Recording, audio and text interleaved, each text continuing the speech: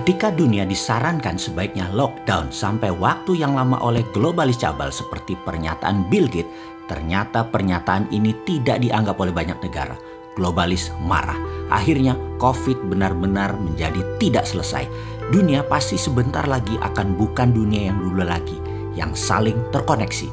COVID tipe baru dilepaskan globalis di berbagai wilayah dunia. Lebih dari 10 macam COVID yang memerlukan 10 macam vaksin juga. Sehingga ada 19 macam coronavirus beredar saat ini. Yang berefek kemudian adalah banyak negara yang panik, bingung, dan terpukul ekonominya. Sehingga yang akan terjadi masing-masing negara adalah melakukan menutup dirinya dan konsentrasi untuk internal bangsa dan negara masing-masing. Itulah deglobalisasi yang sebentar lagi pasti terjadi. Hal ini, masalah deglobalisasi, lockdown atau PSBB adalah hal yang dimaui oleh globalis agar banyak negara menyerah dengan kemauan globalis. Di dalam negeri, Indonesia memiliki musuh abadi. Musuh Indonesia adalah resesi, depresi ekonomi, inflasi, bunga bank yang tinggi, kebijakan politikus yang mementingkan kelompoknya juga untuk negara asing dibela oleh politikus tersebut, negara superpower yang tertarik dengan sumber daya alam Indonesia, dan terakhir, globalis. Itu adalah musuh utama. Untuk itu, Indonesia harus berstrategi. Sementara dunia akhirnya meyakini bahwa COVID akan bersama manusia dalam waktu yang cukup lama, bahkan hingga 5 tahun ke depan atau 10 tahun ke depan akan masih ada. Lalu apa yang terjadi di dunia sebentar lagi? Vietnam dan Thailand yang kelebihan beras mulai menyimpan cadangan berasnya untuk kebutuhan mereka sendiri. Rusia, penghasil gandum untuk Eropa dan Timur Tengah, mulai memikirkan untuk kebutuhan nasionalnya. Amerika pun mulai menyetok minyak bumi dari Timur Tengah. Cadangan pangan Cina dan cadangan energi Tiongkok sedang dikuras oleh Amerika. Karena pandemi ini, seluruh negara dunia menjadi egois, memikirkan bangsa dan negaranya sendiri. Ekspor-impor antar negara berkurang. Efek global seakan menunggu genderang perang meletus yang memang diadu oleh globalis. Saat ini Hong Kong tegang, Myanmar tegang, Taiwan tegang, Korea Selatan tegang, Jepang tegang. Bahkan Amerika masih tegang di dalam negerinya, juga Tiongkok tegang. Semua negara seakan siap perang. Tiongkok bahkan di sisi timurnya berkumpul semua kekuatan arsenal persenjataannya secara masif sudah tertata. Batu bara dari Indonesia dan Australia ke arah Tiongkok sepertinya akan ditahan di Laut Cina Selatan oleh armada ke-7 Amerika, dan ini akan menimbulkan tekanan kuat ke Tiongkok yang tidak punya suplai energi.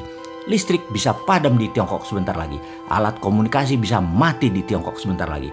Armada kelima di Timur Tengah milik Amerika terus mengganggu memperlambat kapal bahan bakar minyak ke Tiongkok.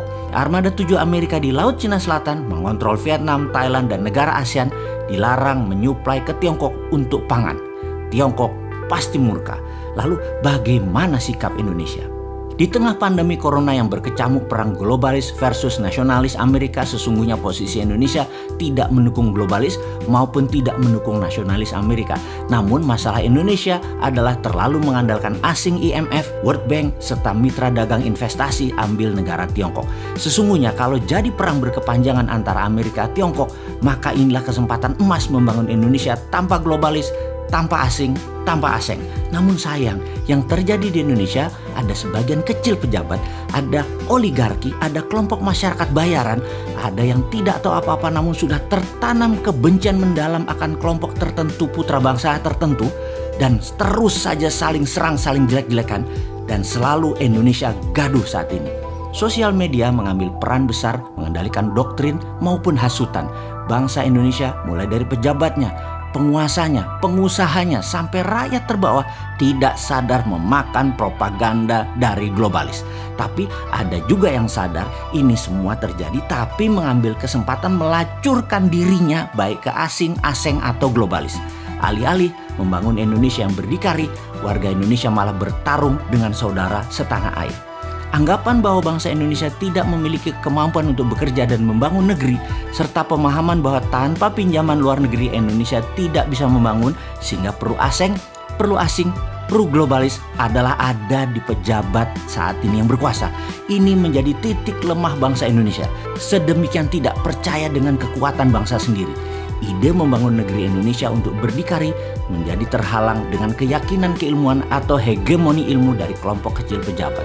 Lalu ada perintah Sunan Bonang, yaitu perintah menyalakan api.